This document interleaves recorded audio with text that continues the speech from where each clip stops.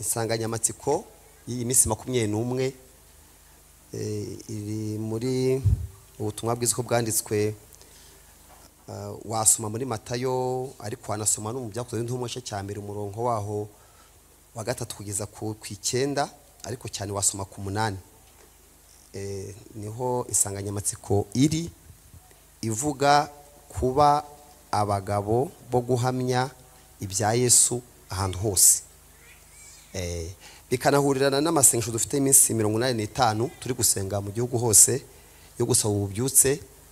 Ayo masengesho ngara n'imyaka itorero rya Pentecote rimaze, hari umunsi ryatangiye rifite amateka. Ubwo rero hamwe n'ayo masengesho haje muri intego yo gukomeza gutekereza uburyo twaba bahamya ba Yesu.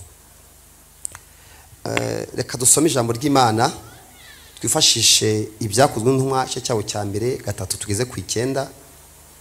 Turaza gusangamo ijambo Yesu yavuze. Hari Bibiliya zimwe zigira amagambo ayo Yesu yavuze ayavuzwe n'Imana bakashyira mu nyuguti zitukura cyangwa icyatsi kibisi, kuko Bibiliya ibamwe amagambo menshi. Ibamo yavuzwe n'abantu, yavuzwe n'abamarayika, hari n'yavuzwe n'amatungo. Amuze ko birimo n'ijambo ryavuzwe n'indogobe, niyavuzwe n'inzoka. Ndumva mubizi ibyo ngibyo. Bamwe ibiganiro byinshi rero harimo n'yavuzwe n'abadayimoni. Ntabwo basabye ngo bajye mu nyanja se kugwayo.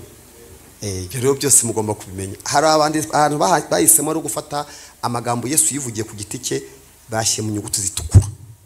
Aho tugiye gusoma rero muri zo Bibiliya nyine ari mu nyuguti zitukura. Reka mpere ku gice cya mbere ibyakozwe n'intumwa umurongo wa gatatu ngeze ku 9 kugira ngo kugira ku murongo wa 8 ari we ukubiyemo insanganyamatsiko, ariko twatangiriye kuri gatatu. Haranditse mu bice cya mbere umurongo wa gatatu kugeza ku 9 haranditse ngo amaze kubabazwa, uwo bavuga ni Yesu. Ubwo bese yari amaze kubabazwa ababonekera ari muzima. Arababajwe ariko arangije abonekera ari muzima. Atanga ibimenyetso byinshi, agumya kubabonekera mu minsi 40. Ubwo Yesu yabonekeye abari minsi 40 amaze kuzuka. Yari mavuga iki muri iyo minsi 40? Ngo ari mavuga ibyo bwami bw'Imana. Ngo nuko abateraniza hamwe abategeka kutava i Yerusalemu, atahubwo murindire ibyo data yasezeranije, ibyo nababwiye, kuko Yohana yabatirishaga amazi, ariko mwebwe mu minsi mike muzabatirishwa umwuka wera. Umurongo wa 6 rero bamubaza ikibazo. Nuko bamaze guterana baramubaza bati, mbese mwami iki nicyo gihe wenda kugaruramo ubwami mu Bisiraheli? Kuri 7 arabasubiza ati, si ibyanyu kumenya iby'iminsi cyangwa ibihe data yagennye, n'ubutware bwe wenyine. Insanganyamatsiko ikaba ku 8. Icyakora muzahabwa imbaraga, umwuka wera nabamanukira, kandi muzabagabo bo kumpamya i Yerusalemu, Yudaya yose ni Samariya no kugeza ku mpera y'isi. Amen. Aya magambo aba mu nyuguti zitukura muri zo Bibiliya. Hari ikibazo umuntu yakwibaza muri aya magambo. Ikibazo cya mbere, kuki Yesu yamaze kuzuka ntahita ajya mu ijuru? Kuki yazutse ntahita akomeza ngo ajye mu ijuru, akamara indi minsi 40 ariyo mwumvise? Ngo turafata iminsi 40 Bibiliya tubwiye, twongereho iminsi 10 y'amasengesho ya Pentecote ibe 50. Pentecote abaye ku munsi wa 50, ariko Yesu amaze kuzuka yamaze iminsi 40 atarajya mu ijuru, nkuko atarasubira mu ijuru nkuko ameze. Bese yamaze kuzuka ndahita ajya mu ijuru. Icyatumye atajya mu ijuru nicyo tugiye kureba. Ngo amaze kubabazwa ababonekera ari muzima, atanga ibimenyetso byinshi. No kuvuga ngo impamvu Yesu atahise ajya mu ijuru nuko intumwa ze amaze kupfa zamuvuyeho ziragwa. Turamutse tukoresheje mu buryo bw'amakupure bw'abantu umugabo n'umugore babana bamara imyaka 3, nakoresha imvugo ivuga ngo bahise bahukana. Kwahukana sinzi niba bibikibaho ariko ntibinakabeho. kwahukana kenshi biba ku mudamu, ariko n'abagabo basigaye bahukana muri iyi minsi bakagenda. Kugira ngo ubyumve neza umenye ko intumwa za Yesu amaze gupfa zahise zisubira iwabo. Mu yandi magambo zasubiye aho Yesu yari yarazikuye. Mwambazaga ngo zabagahe mbere yazikuye, murahazi. Buri muntu wese yamukuye mu kazi. Hari abasanze bari kuroba, abo yasanze bari kuri duwane, buri wese agenda amuhamagara ati nkurikira. Noneho rero uyu mugabo witwa Yesu, iyo abantu bavuga abigishwa bamaranye imyaka 3. Ubwo imyaka 3 mu buryo bw'abantu biga, umuntu abarangije kaminuza. Kandi Yesu we mwibuke ko atatahaga nabo ngo batahe. Ubwo baviriye rimwe mu rugo. Abantu Yesu yahamagaye baviriye rimwe mu rugo baramukurikira. Imyigishirize y'icyo gihe ntago imeze nk'iya none, aho umwana ajya kwiga gataha. Iyo wabaga wiswe mwarimu wo bita mwigisha, abigishwa bawe bagendanaga nawe kuva ku wa mbere kugeza muri weekend, no kugeza igihe bazasa nk'ukusa. Waba utagihari, umuntu yabareba akavuga ati aba bantu ko biri kose shebuja turamumenye. Bari bamaze imyaka 3 rero Yesu abigisha. Ariko ikintu cyaje kuvuka muri izo nyigisho ze, abantu yigishaga ibintu bari bamutegerejeho sibyo yababwiraga. Yigishije abantu bafite ibikomere. Abarokore benshi iyo bagiye gukizwa hajye usanga bafite amateka y'ibikomere. Ahantu Yesu yagukuye, usanga dufite ubuhamya bwa Yesu yadukuye. Nabo yabakuye ahantu rero. Bari bande abayahamagaye. Bari abanyegalilaya. Galilaya hari hehe? Hari harabaye iki?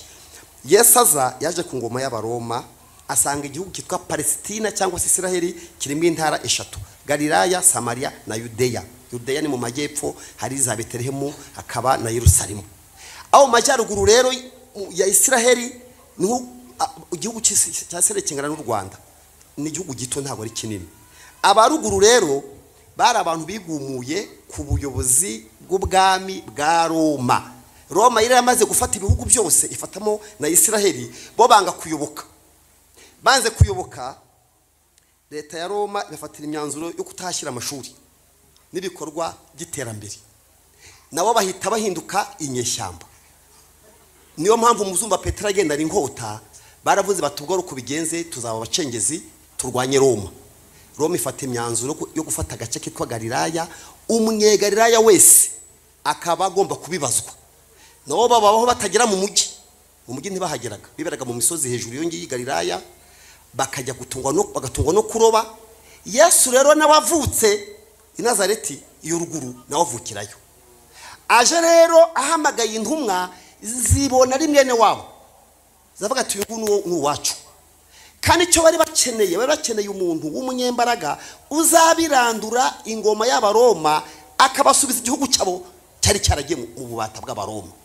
Yesu rahamagaye intumwa izo zimubona nk'umucunguzi, nk'umusirikare, nk'umutabazi. Niyo mpamvu zaje zimukurikiye ari abanyegalilaya. Muzibuka ko ni Golgota mu cyaha Yesu bamureze. Baravuze ngo kandi uyu nguyu ni umunyegalilaya. Kuba umunyegalilaya byari bigize icyaha. Niyo mpamvu ingorane banagize kuba umunyegalilaya niho menyaga no kuvuga neza. Niyo mpamvu Petero yavuze ngo Yesu simuzi, batisubiramo. Ntabwo umuzi ati n'imvugo yawe irakugaragaza. Umunyegalilaya iramenyekanaga. Babana na Yesu rero bategereje ko icyo akwiye kubaha ari uko akwiye kubaho ubwami bwabavuye mu biganza bukagaruka Israeli ko mu bubata bwa Roma. Yesu arabigisha. Ariko kuko bari abagabo bakuru, nta musore ururimo. Bari abantu bafite inshingano zo kubaka ingo zabo no gutunga imiryango. Basanga batongeye kujya gukora akazi. Baryaga iki? Baryaga ibyo Yesu yaryaga. Nibiki yaryaga? Nibiki Yesu yaryaga? Nibyo basangiraga. Rimwe yatubuye imigati, nige baryaga amasaka mabisi, nabisomye nabyo, undi bakarya imbuto. Hani igiti bavumye bakibuzeho imbuto muracyabyibuka. Mbese babaga mu buzima bumeze gutyo. Ariko kuko bari abantu bafite inshingano zo kwita ku muryango, bakajya babaza ikibazo mu ishuri. Batari ko tudahirutse mu rugo, tudahirutse kugira ikintu tujyanayo, uyu mugabo akaba adahemba. Ntabwo aje agahemba, nta mushahara. nasomye ahantu ishuri ryigeze rigumuka bamuvaho numva mwarabyumvise aho bavuze batariko ibi bintu ngembara hari umunyeshuri twa Petero yahoraga abaza mu ishuri atariko ni nawe mukuru mu myaka niwe ari mukuru mu myaka kuruta abandi yaga batariko mwari timbabarira ngembaza ikibazo ko twasize byose tugukurikira uzaduha iki ati ibihembo dore birahari ni bibiri mukiri muri yisi ibyo mwasize nzakuba inshuro zingahe 100 wese akareba ibyo yinjizaga amafi yinjizaga umushara yinjizaga akumva ukubye 100 ntaho yajya ati kandi muzicara ku ndebe 12 mu kira bisayeri ki imanza uwo munsi bagatuza ntibagende ariko abagore babatumaho n'abana ko batakiga ko byanze hari abigeze bagenda baragenda Petero asigara ahagaze nawe abyibazaho aravuga ngende ndeke ngume hano aramubaza ngo Pete nawe urashaka kugenda undi kubitekerezaho niba nagenda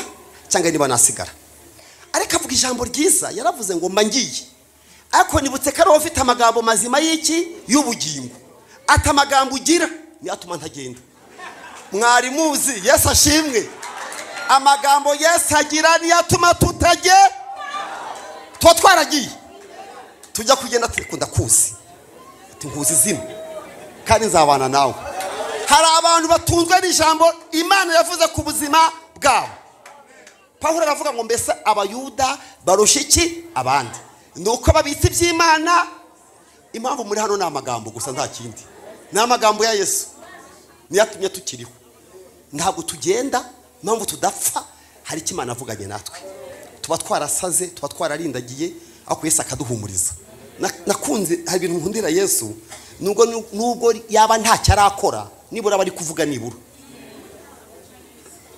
nubwo Yesu nta kintu yaba yari bwagakore ariko abari kuvuga kandi akavuga neza hanyuma rero izi ntumwa ze rero nubwo zabanaga nawe ntago barabarokore ntago bico Yesu barabarokore ntibajyaga basenga icyambere batakoraga ntibajyaga basenga ntimuzigira mubona ahantu na hamwe bigeze bakora amasengesho nayisaha imwe ntibari bayashoboye Nigetsemani yarababwiye ati mumperekeze tugende gusenga baramubwira bati umutima urakunze ariko umubiri waranze arababwiye ati nimwiryamire muzasenga ntagihari ati ningenda muzasenga ntibajyaga basenga muzabona ikiganiro kiri muri Luka 11 havuga ngo mwigisha twigishe gusenga nkuko Yohana yigisha abigishwa be gusenga byasako nabyo babyiga abo rero nibo yigishije ntibagira icyo bita aide memoire n'ahantu wandika notebook kaka n'abantu bandikamo bari abagabo bakuru ntibagira ahantu bandika bamara 3 yabigishaga ibiki rero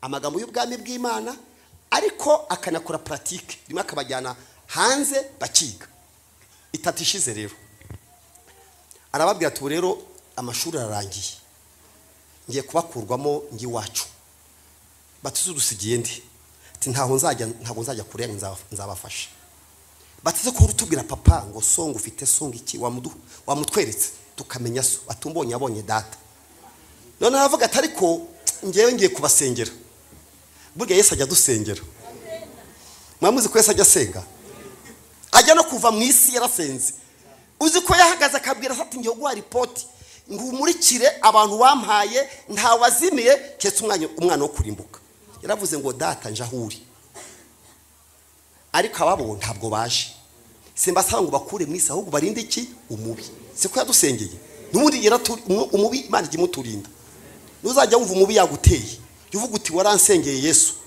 sengesho kandi riracyakora uturinde iki umubi simbakura mu isi ahubwo ndagusaba ngo barinde iki umubi hanyuma rero abwira Petero ati neretswe Yesu ajya yerekwa avuga ati nabonye Satani amanuka ati ngiye kubona mbona muragosowe kugosorwa bano umugi ntabwo bazi kwita gusora ndabonye mukirwa ku ntara mbona hagize gutyo umuyaga ngiye kubona mbona mwabe bayivumbi babaye umurama ati rero ndashaka kubasengera kugira ngo nihaza iyo ntara igosora ne kuzavaho Petero aravuga ati ngeweho mu bazagwa simbamo usengera abandi ngewe uretse ngewe abagwa n'aba bose ko ngiye ntago ndimo ati nashaka no kuboza n'ibirenge ati ngiye woza abandi ngiye ntunkorere ku birenge ntago nyoza yari umunyamahane ati se Petero kugeza ashaka yuko ngusengera kandi mbona ari wowe w'imvuzi uhora ubaza ibibazo mu ishuri. Aravuga ati ngenda gukunda.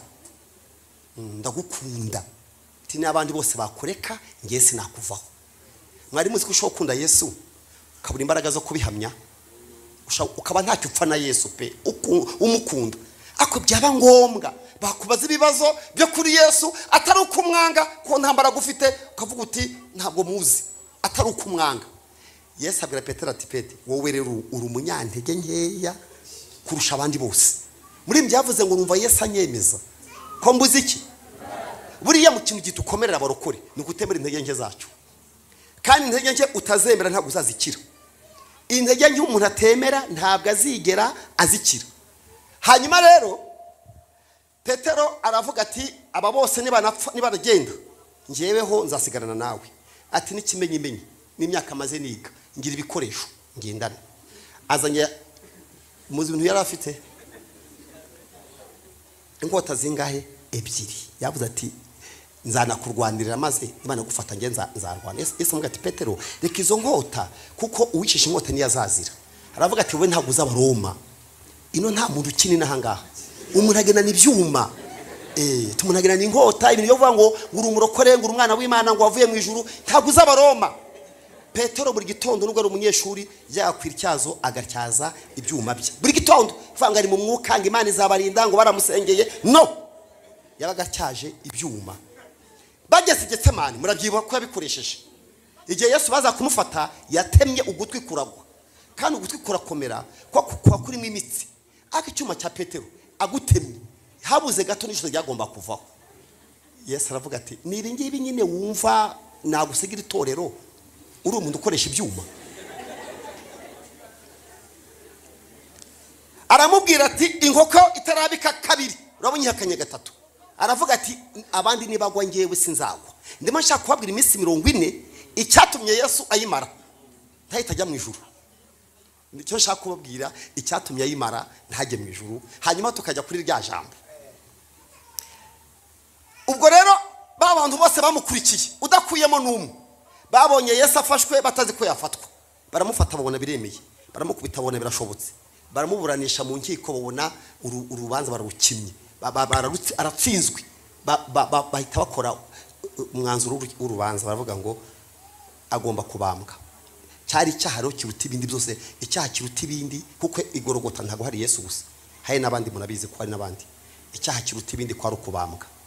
Intumwa ze rero zazindi zasangiye nawe, zagendanye mu mazi, zari umutsima, zazindi zagiye no ku masengesho zikamuherekeza Getsemani, zaragiye buri wese aruhukira mu rugo. Kandi agezeyo asaba imbabazi. Asaba imbabazi abo mu rugo ati mubabarire. Ni narayobye, nararindagiye, mu mbabarire. Basaba imbabazi abagore babo n'abana babo, batahubwo icyaduha ntibamenye ko twabanaga nawe. Kwa tuzi ko ari umuntu w'umugabo. Tubona avuga, tukabona avuga ibintu bifatika. Yajya mu nyanja abwira umuraba ukumva, yabwira igiti kikumva. Ariko ukuntu bamufashe ntabwo mbizi. Burya Yuda umukomisiyoneri, burya Yuda ntabwo ari umunyegalilaya. Ni uwi Yerusalemu mu mujyi, ari umukomisiyoneri. Yuda ntabwo ari Galilaya. Oya, ni umunyamujyi. We yaravuze ati uyu mugabo ndamuzi ni umunyembaraga. Wamuryaho komisiyo. Aragenda arajya mu batambyi, yaraza abatambyi bari aho bateranira, aravuga ati ngewe ubu namubabonera. Bamuha ibiceri. Ariko yarazi ko ari burya ibiceri na Yesu akabaho. Niyo mpamvu yabonye Yesu apfa, aravuga ati se apfuye ati komisiyo yanjye nari nzi ko ndya amafaranga y'aba bagabo na Yesu akabaho. Niyo mpamvu Yuda yarize ko yabonye bitabaye uko batekerezaga. Imitekerereze ya Yuda rero niyo mitekerereze y'abasigaye. Kumenya ko Yesu akomeye, ko ntacyo yaba, n'ibyo gupfa rwa rurwenye nta n'uwamushobora. Bahise bagiye iwabo, buri wese akagenda asubira iyo yavuye, aho Yesu yamukuye. Noneho rero Petero aragerageza. N'abaseka Petero ni intwari ku rwego rw'umuntu umeze nkawe. Yakurikiye Yesu mu rukiko, aravuga ati ijambo navuze reka nihagarareho ngende muherekeza. Ngo Yesu agira gute?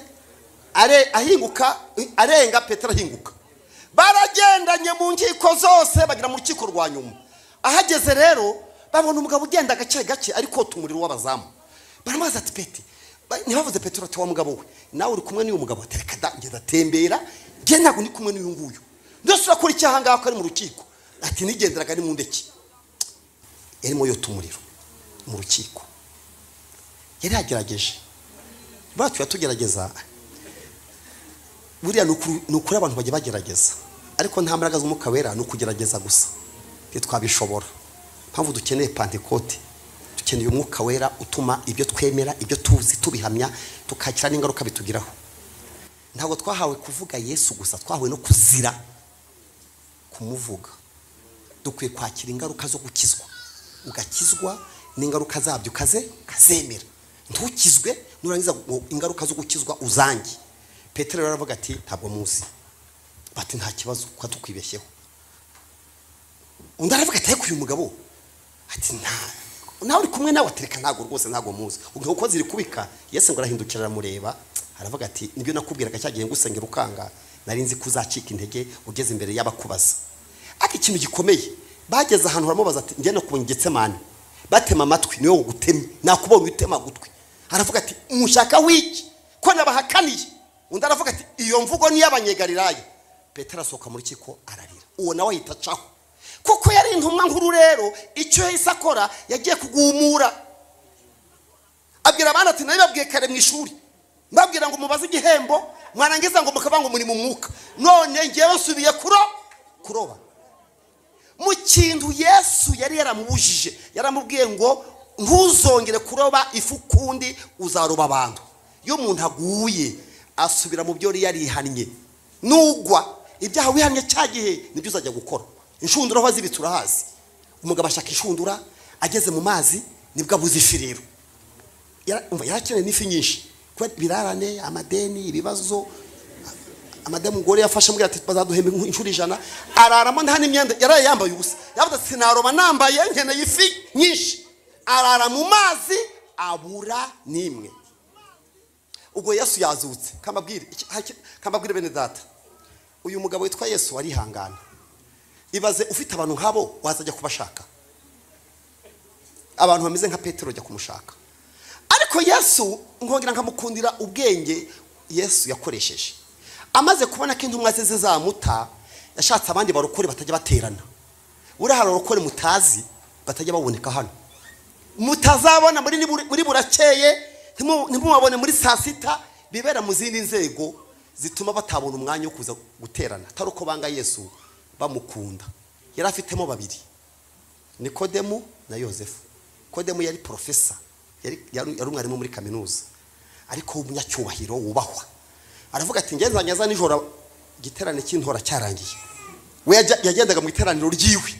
ati nzajyaza abantu batashe saa sita z'ijoro umbe inyigisho ntaye ndi umugishwa wawe utapfa kuboneka muri burakeye yari afite abigishwa batazwi Imana igira abantu mutazi kandi babanyembaraga bicaye ahantu utabasha kwicara Imana izi ubwenge gifata umuntu kamuterekana uwo utagera utajya unabona undi wa kabiri ni rwemeza mirimo witwa Yosefu yari umucuruzi uyoboye abandi abo bagabo babiri bari abagabo bubahwa n'inzego zose barangije rero Yesu amaze gupfa Petero ntiyajye gushyingura Yesu yamushyingura yagiye kuroba za ntumwa zose zaracitse Imana yarizigamiye abagabo babiri uwitwa Nikodemu nande na Yosefu mwibuka ko Yesu yabambwe n'inzego ebyiri zikomeye yabambwe na politiki y'abaroma n'abayobozi b'idini rya Kiyuda inama yo kubamba Yesu ntiyakozwe n'abantu baciriritse harimo igisirikare harimo polisi harimo Roma harimo idini rya Kiyuda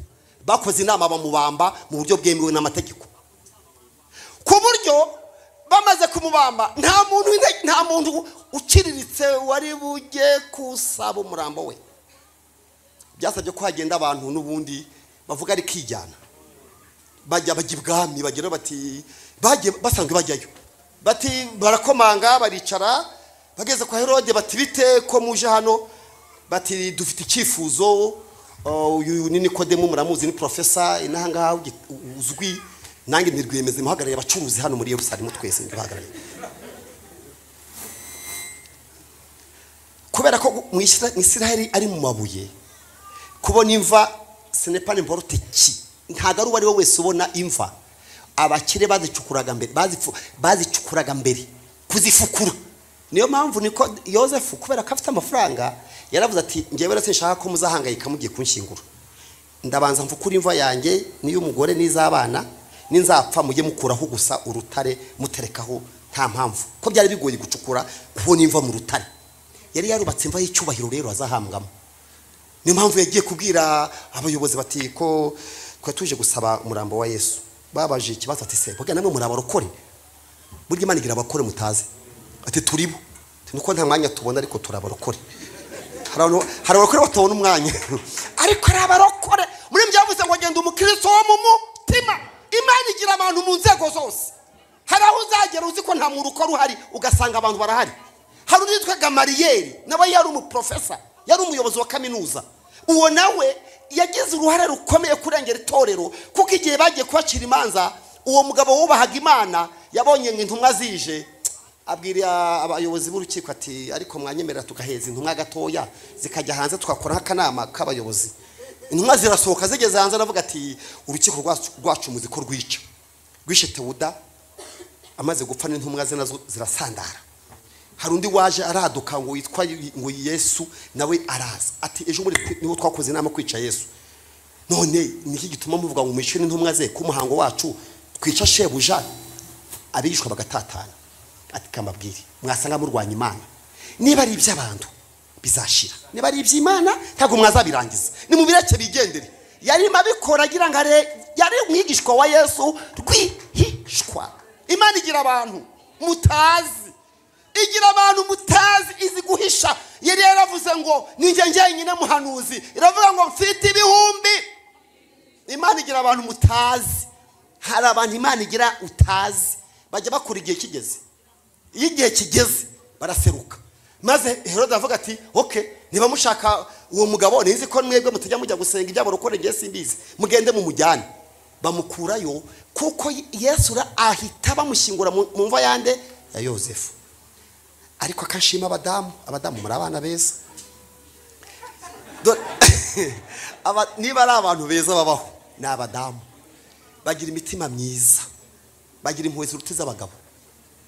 Uzabagore ugize ngo babeye nk'abagabo, barabanje bacungaho Yesu yashyinguwe, bagumye igorogota ku musaraba kugeza ubwo nyina wa Yesu n'abandi bagore bamuherekeje. Rega Mariya yari yapfushije, Mariya yari yapfushije yemwe. Wa mudamu wabyaye Yesu yari yagize ibyago, yari ku musaraba areba ibyo bakubita umuhungu we, aramuherekeza agera igorogota mpaka apfuye. Niyo mpamvu Yesu yabwiye nyina ati umva mama, ibi ngibi byahindutse, ndagira ngo mujye gukorera ikiriyo kwa Yohana. Yohana rero, Yohana uyu nguyu wagiye Patimo yari umukire, yari yarakoze entreprise y'uburobyi. We na Yohana na Yakobo bene Zebedayo bari barakoze entreprise cyangwa se kampani y'uburobyi, barakira bo bakamaza mu mujyi Yerusalemu. Ikiriyo cyabereye kwa Yohana rero. Nigabwa Yohana ngo Yohana ngo dore nguriya nyoko, abwira Mariya nati dore nguriya umuhungu wawe, mukora ikiriyo kwa Yohana, taha rwose mama ntacyo wamfasha hano, taha ugende. Ariko aravuga ati ndabanza amenye iyo bakujyanye. Abadamu bategereje kureba aho Yesu bamushyingura kugira ngo bazaze kushiraho ibihumura neza kwambara iminsi 7. Abagabo bo gahunda ni kuroba baragiye, nta mugabo n'umwe wari uhari. Abagabo nta bari bahari, bari baragiye. Kuwa mbere y'iminsi 7 Yesu arazuka rero. Bira bivuga sibyo nshaka kuvugaho ngo mu rubungabunga Mariya Magdalena ngo na Mariya wundi na nyina wa Yesu ngo babyuka bafite ibihumura neza ngo bajye kubishyira ku mva ya Yesu. Aba badamu barantangaje. Imva ya Yesu irinzwe n'abasirikare. Noneho ngo barajyana amaparufe bayashyira mu mva ya Yesu gute? Ngo bageze mu nzira bibuka yuko igitare gitwikira imva ya Yesu. Bari baza bati se tugende tureke, bati tuve kugenda. Burya ni utakwizera ugenda tu bakufite ibihumura neza. Ugenda niba ugiye gushaka Imana ntukerindire ko baza kubona ibihamya ko biza kwemera. Tujya tugenda umva imva ya Yesu iriho igitare, tudafite andi makuru bapfa kugenda. Bahageze rero ngo basanga marika w'Imana yaje. Nkunda Imana ko yuje gushaka Imana itagenda mutabonanye. Nsubiremo, iyo ugiye gushaka Imana ntiyagenda muta. Niwaje gushaka Imana muri iki giterane ntabwo aza kugenda batabonanye, kuko wabyishyuriye uyu mwanya urahenda. Marayika rero ngo marayika yaje abirandura igitare arangije akicara hejuru kuko yabonaga abadamu baje gushyira bihumura neza, aravuga ati se abagabo nibaza bagasanga nta Yesu nta nubasobanurira. Imana yacu ni nziza, ibyo mutazi muzabimenya, ibintu utazi Imana izabigusobanurira. Ntabwo tumenya byose, muri byavuze ngo mu rugendo sinabimenya byose, ntabwo byose mwabimenya, ariko nzi ko nza bimenya. Mujye mugenda n'ibyiringiro. Maze ngo marayika hageze, maze ngabona abagore baraje, arababwira ngo bagore, ngo nzi uwo mushaka, ngo ni Yesu Kristo. Ubu rero ntabarizwa hano, yazutse, nimuze mbereka aho yararyamye. Bakigera mubona cya gitare kibiranduye, kimara kwibirandura, maze marayika ngo yaje arakibirandura akicaraho. Barungurutsemo babona koko nta Yesu urimo, kuko ari bahamenye.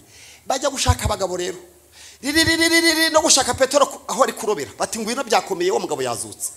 Petero aje ararunguruka ati ko mbona imyenda atarihe. Petero asubirayo, bagera gushaka Yohana, ariko Mariya aravuga ngo nge simva hano ntamubonye. Swate ndamenya aho bamwibye bamujyana, niba yazutse ndamubona, niba atanazutse ndamubona. Yesu abana umumarayika ati wa mugabo we, ndabona uri umuzamu w'iri shyamba, bwira aho Yesu wamushyize. Naho uwo mugabo wigize umuzamu yari Yesu, yanze kugenda atamuhaye message. Ntabwo Yesu yagenda, nimushaka Imana muzayibona. Muri byavuze ngo uwifuza Imana wese muhazi iki ibyiza. Yushatse Imana irayibona. Imana niyiboneka kuruta abantu bose. Abandi bari busy, bananiwe, ntibahari, bagiye muri misiyo, ariko Yesu imushakura mubona. Amubwiye ati ntunkoreho rero, naye ngutegereje ngiye kuramutsa papa kugira ngo ampe felicitation, ankure mu kiganza nkunesheje, genda ubwire babagabo ko nazutse. Yesu rero namaze kuramukanya na se, amubwiye ati baraguye ijya kubazana. Iminsi 40 rero yayimaze ajya kubacyura. Muze ko twavuze ko bari barahukanye. Mu muco w'Abanyarwanda rero cyangwa nabandi simbizi, iyo ugiye gucyura ntugenderaho, nta muntu yo gucyura ngagenderaho, yaba amakosa ara yawe yaba ara y'umugore, ugenda ufite ibintu bikoreye. Nta muntu yo gucyura ngagenda uko gutyo gusa. Niyo mpamvu biravuze ngo amaze kubabazwa ababonekera ari muzima, akora ibimenyetso n'ibitangaza. Mu yandi magambo yagiye yereka umuntu wese mu rurimi uwo muntu yumva. Uruhe rurimi yumva? Nuvuga ngo wagendaga yaguye, umwe ajya gukwe, nuko muri hano mwese umwe agukwe undi akagukwe, ntitunganye ibibazo, buri wese afite ikintu cye, undi akagira icye, undi akagira icye. Yo Yesu aje kwiyereka abantu, avuga mu rurimi wowe wumva. Ururimi wumva ni ikibazo cyawe. Uba hari Imana yakora ku muntu hano ukavuga ati ni ngewe, tinukuri yagikoze. Nuko mushijetse muri hano, buri wese afite ikintu akeneye Imana yakoraho, kandi turagisengera, kandi Imana iragikoraho. Yesu yeretse abantu mu rurimi buri wese yumva.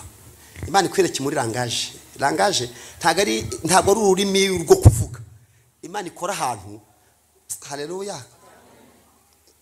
Muremera tubyizere. Muremera ko Imana izaho utaha. Muremera ko Imana izibyo utabwira abandi. Muremera ko izbyo mu mutima. Uremera ko yakora ku kintu kumva iragikoze. Haleluya. Yesu yereka abantu neza. Iyo 40 yayimaze rero ashakisha umwe ku wundi. Tugiye mu nyanja rero, niba tugiye kwereka Petero, nimumbwire ikintu ni uruhe rurimi wakoresha. Petero yaraye mu nyanja, mbwira ikintu wakora akamenya ko wazutse. Ni igiki? N'amafi. Utazanye ifi, Petero ntamenya ko Yesu yazutse. Niyo mpamvu Imana ikeneye gukora ku barokore, ko abarokore muri byavuze ngo nuzuye agahinda n'ubwihebe, mbuze ibyo niringiraga, maze amaso ngarahumuka, ndamureba ndanyurwa. Yesu akore ku kibazo cyawe. Nicyo utabwiye abantu, nicyo abantu batagukekera, Yesu agikoreho, agusure mu rurimi wumva. Kandi 40 ntirashira, Yesu aracyasura abantu. Yesu aracyagenda we, Yesu aracyagenda, aracyari muri 40. Pentekote nishobora kuba Yesu atiyeretse abantu mu rurimi bumva. Ntabwo Yesu ajya gutanga Pentekote atabanje kwiyereka abantu mu rurimi bumva. Reka mvuge nka batatu gusa, ntaza gutinda kuri abo bagabo. Petero rero aravuga ati uyu muntu yaguye neza, aragwa arahinanguka. Yesu ajyana ifi z'uburyo bubiri. Yesu ndamukunda, azi byihutirwa. Ibiki nubwo muri hano ufite ibintu byihutirwa, byo muri urgence. Mwari muzi ko umuntu agiye kwa muganga yarembye batamubaza mituweli, bamubaza kumuvura. Mwe mubizi yuri indembe ntibakubaza ngo ngwache ngo tandara barakuvura bakaza bikubaza nyuma. Petero yarashonje yaraye mu nyanja yapfuye, Yesu abanza kumushyira ifi zihiye n'ubugari. Yavuze ati uyu mugabo turavugana abanje kurya. Nukuri ndashaka kubwira ko Yesu ari mwiza. Ajya amenya ko ushonje, akamenya ko urwaye, akamenya ikibazo cyawe. Mbere yo kuzana ifi mbisi abanzi zihiye, Yesu yagiye ku nyanja afata icyokezo. Njye mwita mucoma. Mucoma ni wa wundi ugira gutya gutya. Yesu yazanye ubugari buhiye bushyushye mu gitondo muri burakeye muri baturi. Kandi akavuga neza, nubwo waraguye avuga neza. Yesu avuga neza. Yarababwiye ngo bana banjye umfasha ni ibirara byagiye, ariko aravuga ngo bana sinze ko nabishobora. Data we barahukanye we baragiye barantaye ntibanshinguye. Yesu avuga neza. Haleluya. Yesu avuga neza we. Ntavuga nk'abantu, nta guhuza n'iminsi, nta kubwira ibingana n'ukumeze, ahindura imvugo, ntabwo gucyurira. Yarababwiye ngo bana banjye ibaze ntibagushinguye, ntibaguherekeje, ntibagusuye, nge nsinzi ko nabishobora. Nagena nakamije impanga nkababwira nabi ati bana banjye hari icyo mwabashije gufata, ibyo biraraso bibaza iki? Ariko baramubwira ngo twakesheje ijoro turoba ntacyo twabonye. Ati mubaze muze baho ubugari. Abakubise ubugari ku nkombe bushyushye n'ifi, mujye mwambwira tunumva muhembutse. Ati mwaziburiye. Ati ngende kubisiriya ndazibura ngo bitanazirira. Ati nazanye n'abavandimwe n'abazi kubikora biranga. Aravuga ati buri impamvu ifi mutazibonye nari narazibwiye ngo ntizizaze. Mwe muzi ko Yesu kamabwire ibintu byose mukeneye Yesu arabibwira bikumva. Ndashaka kubatangariza ko ibintu byose byumva Yesu. Namubizi ko uzi impamvu bimwumva n'ubundi yabiremanye ijambo. Iyi si mubona Yesu ntigeze ayikoraho. Yavuze ngo mazi tikarame,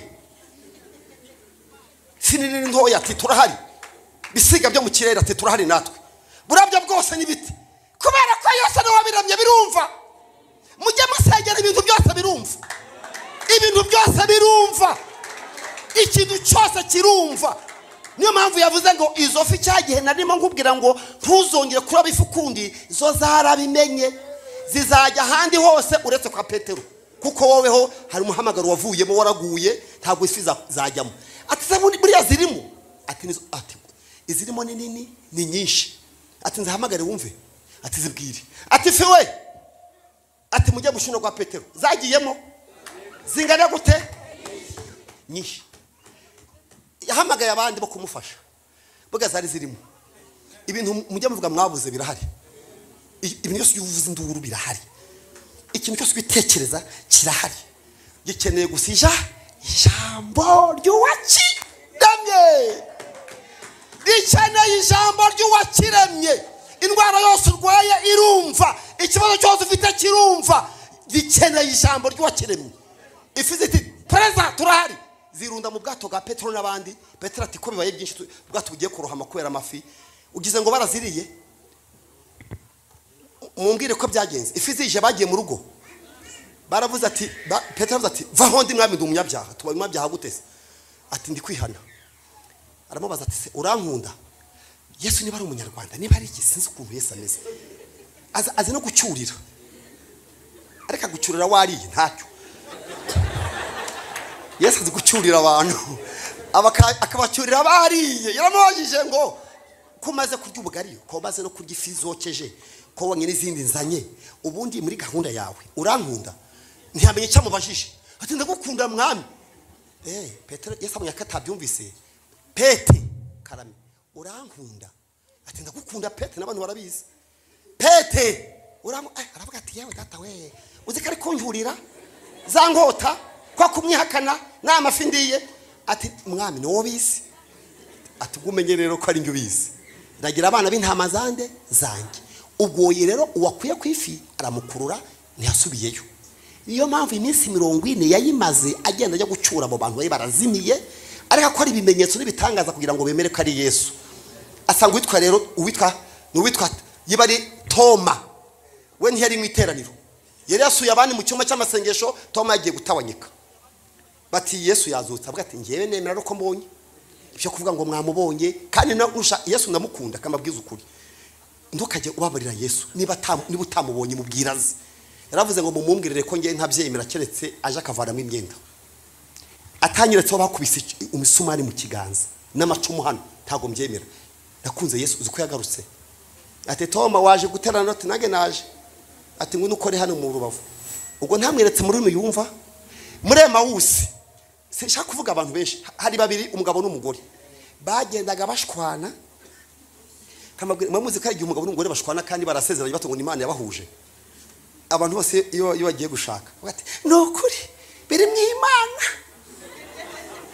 nukuri Imana nayibonye nabimbwiye. Bagera mu nzira bagashwana, bashwana bati nukuri bazana ravangiwe. Oya, bagendaga bashwanye baganira ari babiri ngo bajye iwabo. Noneho rero ngo Yesu arabegera ati murapfiki? Turapfibye umugabo witwa Yesu, yaratubeshye turamukurikira dukuzaho. Nabwiraga uyu umugore akirirwa yirukanka mu byumba by'amasengesho, ngiye rwose. Yesu abwira ati se ntabwo ibyanditswe mwari mubizi? Ati twa tubizi, atari ko nyine uyu mugabo nawe ngo maze ngo nakunze Yesu. Rero mva mabwire amena, Yesu ndamukunda. Ikintu kindi mukundira, iyo uri kugenda muragendana, ngo agendana na Yesu yamaze 40 yereka umuntu mu rurimi yu aragendana, agenda babwira iby'ubwami bw'Imana, imitima yabira iracya.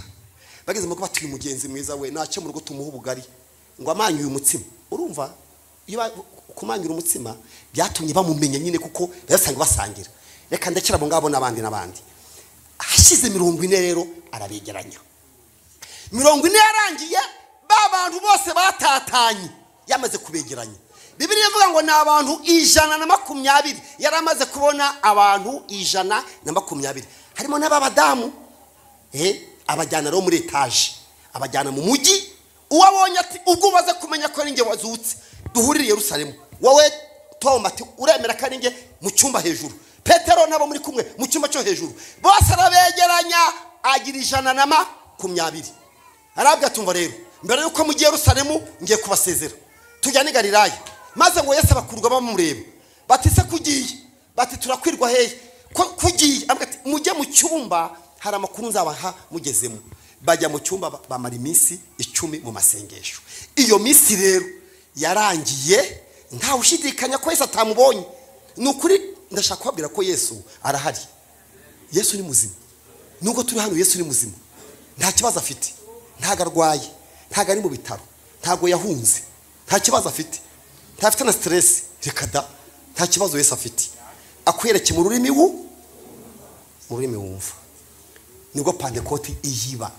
Pentecote ntiyiba umurokora atongeye kubona Yesu bundi bushya. Byo ufite amaganya yo wumva Yesu atagihari, ntago wajya kuzura umwuka wera. Umwuka wera ajaza ari ukuntu avuga ati nabonye Imana bene data mwe, ati nabonye Imana. Imana yongera yereka aba Pentecote. Nubwo twigira gutya twahuye nayo, nubwo mwagibagiwe haraho mweze guhurira, hari igihe umuraho n'ibibazo byinshi akagira ngo ubwa mbere Imana igiye kumwumva. Imana imaze iminsi twumva, imaze iminsi dutabara. Mushumba yatubwiye ngo ibigiye gukora ntago iri kubyiga, ifite uburambe mu kibazo cya buri wese hano. Imana ikumve muri 21. Haleluya! Mubwira abantu ko Imana igiteze amatwi, Imana iracyumva. Maze kuri Pentecote rero buzuga umwuka wera. Noneho rero yari yababwiye ngo icyakora muzahabwa imbaraga umwuka wera nabamanukira. Mubagabo bo kumpamya Yerusalemu, Yudaya kugeza ku mperuka y'isi. Ikibazo rero tugiye kwibaza cya kabiri. Icyambere turakirangije kivuga ngo kuki Yesu amaze iminsi 40 yashaka kujya gucura abantu bahukanye. Nubwo muri amateraniro ushaka kuwaje hano warahukanye. Harimo ajya bahukanira mu cyumba, sinzi n'abantu bajya umubizi. Kwahukanira hehe? Mu nzu. Kabwira abana ati sinshaka abantu bazatumenya. Tuye dusohoka twese babone turagiye ariko tutabana. Abantu bajya bahukana kandi baririmba. Kahukana tubona ujya gusenga. Ariko Yesu mwa ufa warabivuyemo mutakibana. Muri iki giterane cy'iminsi 21 ugaruke. Kandi Yesu yiyemeje kukuyereka mu rurimi wumva, aricyo kibazo cyande cyawe. Kuri Pentecote rero buzuye umwuka wera. Ariko rero ababwiye ngo muzaba abagabo bo kumpamya. Iri jambo kumpamya mu gifaransa bavuga ngo muzaba témoin oculaire. Témoin oculaire ni umuntu wabyiboneye. Muzaba abagabo bo kumpamya, nk'abantu bambonye kameme, mwambonye mfa, twarabanye ndabakurikira, murankurikira, mfuye muranta, ndabagarura, ndashaka muzavuga ko mwambonye. Mu cyongereza ho ntago bavuga témoin oculaire, ni bavuga ngo muzabagabo, bavuga ko muzaba martyr. Martyr ni umuntu uri witeguye no gupfa. Iyo usomye mu bibiri kigiriki ugasoma handitse ngo muzaba abagabo bo kumpamya, ho handitse ngo muzaba abantu biteguye no kumfira, kuko ibyo muzavuga ntibazabyumva no gupfa muzapfa. Niyo mpamvu rero mukeneye iki? Izindi mbaraga. Buriya gukizwa ntabwo twahawe gukizwa gusa, twahawe no kubibazwa. Ntabwo twahawe gukizwa gusa, twahawe no kubazwa by'agakiza kacu. Petero abwira itorero ngo iteka ryose nkore mwiteguye gusobanurira umuntu wese impamvu z'ibyiringiro byanyu. Tugomba kuba fier, tukaba proud y'agakiza kacu. Muri byavuze ngo ngende umukristo, ntago mwamenye ko yabivuze, ntago nuko ntazi izina rye ariko nuko yavuze. Ukari ngo nzahora ngenze gute mu bintu bingahe kugeza ryari munaye igihugu cyose cyanseka. Nuko umurokore kugeza igihe baguseka, kandi ntago gusekwa n'umuntu umwe, ni igihugu cyateranye kikaguseka. Imana rero babwira ngo imbaraga mufite ni nkeya, ntabwo mwabasha kujya kumpamya nubwo munzi, nubwo nongeye kubiyereka, keretse mbahaye izindi mbaraga. Iki giterane gitangiye uyu munsi nijyo guhabwa imbaraga zo kubivuga, kuko turabizi. Abantu buri hano ndabizi, murabizi, Yesu muraziranye. Uretse kwa kwirengagiza, ariko uyu mugabo turaziranye. Icubura niki? Ni imbaraga. Kamuga ibintu bitanu nihuta byatumye Yesu ababuza kugenda batarahabwa izindi mbaraga. Ubu dukeneye izindi mbaraga.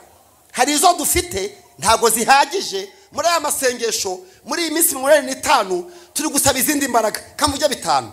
Icyambere cyatumye Yesu ababwira ngo imbaraga mufite ntago zihagije, mukeneye izindi.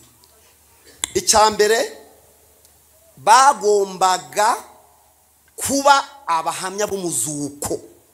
Umuzuko wakira ikintu gitoya, ariko yosomye muri Luka 24 umurongo 48 haravuga ngo nimwe bagabo b'ibyo bagombaga kuba abahamya b'iki b'umuzuko. Ariko kuki mu cyita gitoya? Mwari muzi ko abishe Yesu bataburanishijwe? Baraburanishijwe. Mwari muzi dosiye bahaye abantu barinze Yesu ngo ibyo bazagenda bavuga? Baravuze ngo muvuge ko abigishwa be ababivuze murabazi, kamaze babaze. Aba barafuze ni tangazo ryaciye kuri televiziyo, ntiyabagaho kankoresha ubwo buryo bwumvikana, televiziyo na radio bya Roma. Ngo turabigesha abaturage bose ba Roma yuko wa mugabo w'ubeshyi witwa Yesu, abasirikare bacu barangaye n'abapolisi, maze intumwa zikamwiba. Icyo nyoma mwacyumvise? Hagarara rero noneho imbere y'ababagabo uvuge ngo uwo mwishe mukamubamba ni ukoze ibingibi. Ubwo bivuze ko Yesu yazutse. Cyari kurwana na Roma n'idini ya Kiyuda, ukavuguruza icyo kinyoma egare gupfa. Ariko bamaze kuzuza imbaraga zo karavuga bati turabivuga ibiki, ati yarazutse, ati barabamara, ati twebwe turabatemwe okirere, twarabibonye yarazutse. Tungiye yasanze mu mazi mu bugari, ngiye yasanze emurema wose, njyewe yasanze ni mu cyumba. Ntibagomba kwiyumanganya, yari yazutse. Nubwo nako turi hano Yesu yarazutse, nukuri Yesu naharahari kuzuka ko yarazutse. Kubivuga byakunanira no kubihamya, akugenzuze ko Yesu yazutse. Icyatumye Yesu abaha imbaraga z'umwuka wera ngo bahamye ko Yesu yazutse. Icya kabiri rero cyatumye Yesu avuga ati ndashaka ko mbaha imbaraga zo kujya kubivuga, arizo turi gusaba muri amasengesho. Ikintu cya kabiri, icyambere nuko yazutse. Icya kabiri cyatumye Yesu ashaka kubaha umwuka wera, hari inyigisho batari barize mu ishuri. Hari inyigisho ntabwo Bibiliya iba mu nyigisho zose. Hari inyigisho bari batarize, hari chapitre bari batarizeho. Yarababwiye ngo uwo mwuka naza biranditse, ntabwo ari byo ndi guhimba, biranditse. Uzabisoma muri Yohana 14:25 cyangwa se usome Yohana 16 umurongo wa 14 ugeze 16. Yohana 16 14 ugeze 15. yarababwiye ngo nifite byinshi byo kubabwira ariko ntimwabasha kubyihanganira. Ibyo mbabwiye ndi kumwe namwe, ariko umufasha ari umwuka w'ukuri uwo datazatuma mu izina ryanjye niwe uzabigisha byose. Hari ibyo Yesu atigeze yigisha abisigira umwuka wera bitari muri kalendari mu byo Yesu yigishije. Kuki yarababwiye ngo uwo naza azakora bibiri, hari ibyo azabigisha ntabigishije, hakaba n'ibindi azabibutsa. Umwuka arakeneye kuza kugira ngo amashapitire mashya amashapitire mashya Yesu umwuka ajya yigisha. Ndaza kubabwira mwimwe kuki Yesu yatabigishije ibyo ngibyo. Hari utakumva mu mubiri, hari ibintu utakumva uri mu mubiri, bisaba kubanza kujya mu misi y'umwuka. Hari ibintu mutakumva mu mubiri muri logique zisanzwe. Umwuka arakeneye kuza kugira ngo abigisha ibindi batari barize mu ishuri. Ntago Yesu yigishije byose, ibindi yabisigiye umwuka. Icya gatatu, bagomba gusenya idini ya Kiyuda y'ivangura. Gusenya idini ya Kiyuda y'ivangura. Mwibuke ko intumwa Yesu yabaye mu idini ya Kiyuda aba ku isabato. Idini ya Kiyuda rero ntiyemeraga abana. Niba mwarabisomye avuga ngo Yesu ahaza 5,000 tabariyemwe abaki. Mwarahasomye namwe kamabazi ahantu Yesu ahagije 5,000. Abana bari bangahe murabazi? Abagore, abakobwa. Kuki batababara? Yari culture, yari iki? Yari umuco w'abayuda wo kutajya babara. Iyo wabyaraga abana nkanjye nabyaye umukobwa umwe n'abahungu 5. Rero bari kujya bambaza ati mushumba afite abana bangahe? 5. Niko byari cyaraziraga kuvuga ngo jare feminine, ntago byabaga byemewe. Yakobo mujya muvuga ngo by'abana 12, wapi bongo yako 13. Undi yitwa nde? Dina. Nta umunyamahanga wajyaga gusenga, yari imbwa. Yesu yaravuze ngo ibyo kurya by'abana sinabihimbwa. Ntabwo wabimenye ko bivuze. Wari imbwa aravuga ati banzu habana imbwa natwe turaza kurya natwe abana bamara guhaga. Yesu aravuga ati ibyo bintu mujye kubisenya. Niyo mpamvu umwuka wera yagiranga abahimbaraga zo guhangana ni iyo dini yari imaze imyaka 1,500. Mutekereza namwe gusenya ikintu kimaze imyaka 1,500 gitunza abantu. Abafarisayo bararya baranywa n'abasadukayo, kandi Yesu yazutse umwana ukigiriza hera batabusemo kangahe? 2. None ni gute uzashobora guhangana n'ikinyoma cy'idini y'abayuda n'imico yo kutemera abandi bantu? Biragenda gute? Niba mwibutse aho twasomye havuze ngo muzabaga bo kumpamya, maracyayibuka hane ni hehe? Yerusalemu. Nta kibazo, Yerusalemu ni muri bene wacu, n'abacu. Ni muri mu barokore bene wacu. Hari ahantu ubona ari bene data, ari abantu muziranye. Ni mu Yerusalemu mu gihe Yudeya muzamege woga, kandi Yudeya yose nimuhava mugiye mubo mutajya muvugana abasama data we.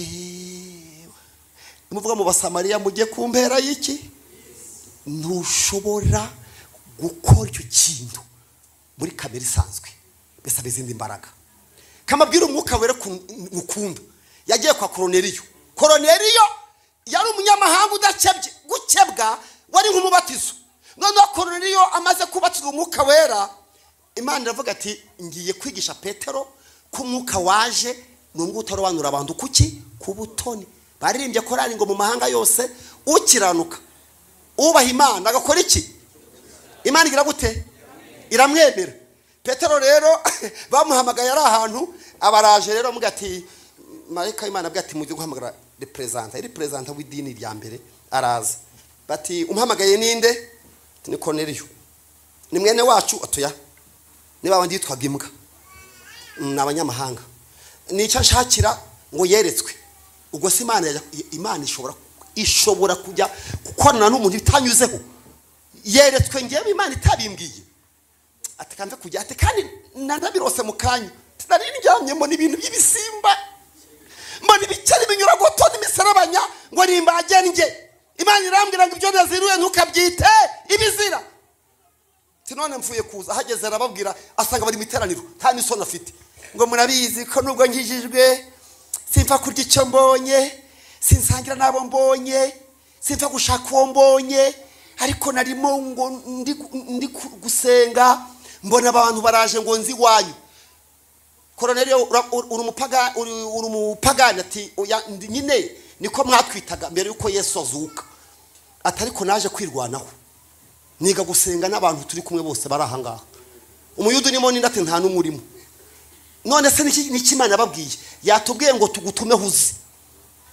Ati se Imana yababwiye amacakubiri yanjye uzi ko yakizwa kagumana amacakubiri. Avuye muri Pentecote. Gukizwa ni process. Gukizwa n'urugendo. Mvisemo guhora buriya gukizwa ntabwo wagezeyo. Umuntu wese afite ibintu akeneye kongera gukizwaho. Maze aramubwira ati muzi ko tudapfa kurya, tudapfa gusangira, tudapfa gushaka aho tubonye. Ni gute Imana koko yakuciyeho ikavugana nawe aturandenganya. Ngewe mpora nyakora gakora yitatu gakora yibiri nderekwa iramiro ningutumeho sinzi cyuje gukora ntunandenganye sinje gutumiye nikuntumyeho. Ngo akivuga ayo magambo avuga ngo menye neza ndashidikanya yuko Imana tarabanura abantu hehe ngaho go hehe ugira gute abimenye ryari sinyuma Pentecote ndavuye muzi uzi ko ibyo tutari twamenya hari ibyo muzamenya. Maze ngakivuga ayo magambo abaraho buzura iki icyamutangira ati umwuka bahabo umeze nk'uwacu. Arebye asanga umeze nk'uwahe wo mu cyumba. Atumeze nk'uwacu data we, atumwuka bahawe data we badacebyara abanyamahanga. Umwuka bafite umeze nk'uwacu. Aravuga ati nta nama ngishije. Ngiye kubabatiza. Kandi agomba kujya mu nama kujya kubiganira n'abagenzi biwe. Aravuga ati ndababatije mu izina rya Yesu ikiba kizabi. Mushakire Yorodani. Papa batiza ntibacabye. Ageza mu nama bati ugasobanura. Uburyo kundu ufashe abanyamahanga badakebye ukabatiza. Aravuga ati umva mabwire gisobanuro nagifite. Niba amakosa nakoze. Imana yakoze imbere yanjye. Imana yakoze amakosa ruta yanjye. Yabahaye iki? Umwuka. Ngo yabahaye iki? Ati yabaho umwuka nkabima amazi. Yabaho umwuka werange nkabima amazi. Ari umwuka n'amazi ntigikomeye. Ugibahaye umwuka mbahaye amazi mujye kuyibaza. Bakoza yitatu rero. Bati wa Mana we. Petero yabyishe. Yabahaye amazi. Kandi ngo nawe wabahaye umwuka wa Mana we nawe waduhemukiye. Umwuka wari uwacu akiza karakacu ni gute koko wabahaye umwuka. Umwuka aravuga ati umva mu mahanga yose uyubaha agakora ibyo gukiranuka Imana ngiki cy'umwuka wera akora. Ajya afata ikintu kimaze imyaka 1500 miliseksa akagisenya. Nuko abanyamahanga binje mu itorero bagezemo no batise tubakorera iki batariko bakebweho gatoya wenda. Baravuga ati base mukebe ariko ni mukebe cyane ariko agira kantu kagakebwa. Ndaravuga ati ndabiyamye yabahaye umwuka badakebye. Imana yabahaye umwuka ni mubemera uko bameze. Yabahaye iki? Umwuka. Ibyo ni bimwe byatumye Pentecote igomba kuba kugira ngo ibyo yose atigeze avuga atigeze yigisha. Umwuka wera tumabishyira mu bikorwa. Maze rero amasaha niko ameze mwihanga reka nsoze maze kuvuga bitatu. Gusa idini ya Kiyuda n'imihango n'imico. Icyakane bagombaga guhangana noneho rero n'imico y'abagiriki. Abagiriki n'abaroma umva ntabwo nshaka kuvuga ibyo bakoraga. Ariko bari abapfumu bafite ubupfumu muzabisoma mu byakozwe 17 umurongo wa 5 ugeze ku 9. mwari muzi ko ubukristo bujya busenya ikintu. Nimusoma iyo nkuru 17:5-9 muzahasanga umuntu wavuze ngo abubitse ibihugu byose baje ninaha. Abubitse ibihugu bingahe bageze ino. Hari harabaye iki? Hari abacuruzi babaza Imana zitanga imvura, zitanga urubyaro, baducuruza mu isoko bafite tini namba bayifite. Icyo gihe nyine tini namba yamyibaho kuva kera. Abaroma barasoreshaga. Noneho rero haza umugabo avuga ati ibyo bintu ntabwo ari Imana, ibyo bibumba si Imana, ibyo si Imana. Baravuga bati isoko ko ripfuye.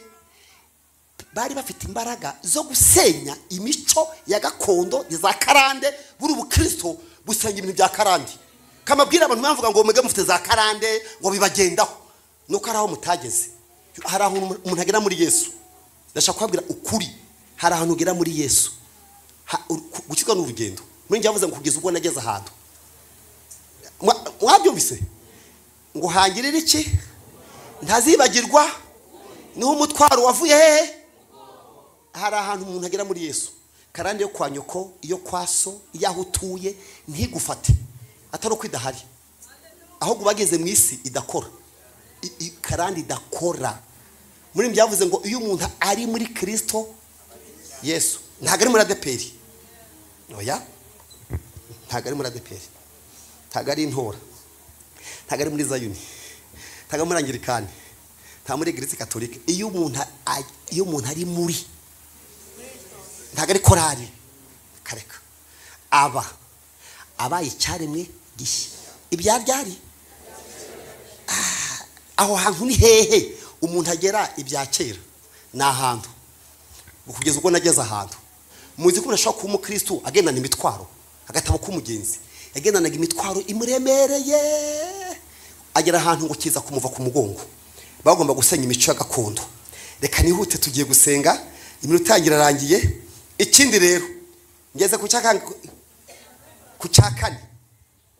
ku cya gatanu bari bakeneye ibimenyetso bigendana nabo. Ibiki? Ibimenyetso bigendana. Dore ibimenyetso bizagumana n'iki? N'abizera. Muracyabyibuka? Bazavuga mu ndimi nshya. Bazirukana baki? Niba by'icyo nacyo kizabatwa, bazakana inzoka nande na sikoropiyo. Bari bakeneye umwuka wera kugira ngo bahe ibimenyetso bibaherekeza mu rugendo. Ibintu sabivuga ikindi kimana ducira inzira, ariko Pentecote yari ikenewe ngo bahabwe umwuka wera wo kugira ngo kure bya bintu bitanu nababwiye. Tuzagaruka n'ikindi gihe. Icya mbere bagomba kuba bahamya b'umuzuko. Icya kabiri kwiga chapitre batari barize mu ishuri no kwibutswa ibindi bari baribagiwe. Icya gatatu gusenya idini n'imico yayo ya gakondo imaze imyaka 1500. Icya kane bagomba guhangana n'imico ya gipagani y'Abaroma n'Abagiriki n'ingirwa bwenge. Icya nyuma bari bakeneye ibimenyetso by'iki by'urugendo. Amen. Buro tugiye gusenga kubera ko twiteguye Pentecote, kandi muri ibi yavuze ngo duhe Pentecote yacu. Hari ikintu twababwiye kibanziriza Pentecote. Muracyabyibuka? Ni igiki Pentecote mbere y'ukwiba habanje iki? Ariko mwabyibagiwe. Nimuzi ko hari abantu babanye na Yesu imyaka 3. Yesu yamara gupfa bakagwa. Ibyo twise kwahukana. Akamara 40 ajya kubagarura. Akabashyira mu cyumba cyo hejuru. Ariko abiyereka mu rurimi buri wese Ubusabira byibagiwe. Nababwiye ko kugira ngo Pentecote n'ubu ngubu impamvu mubona tumeze gutya, hari ahantu Imana yakora uti ni ukuri nongeye kubona Imana bundi bushya. Yakwa mushumba mukuru mwadufasha gusoza dusenga ibisengesho mukatuyobora ko tugiye gusoza. Imana ibahumgisha murakoze cyane.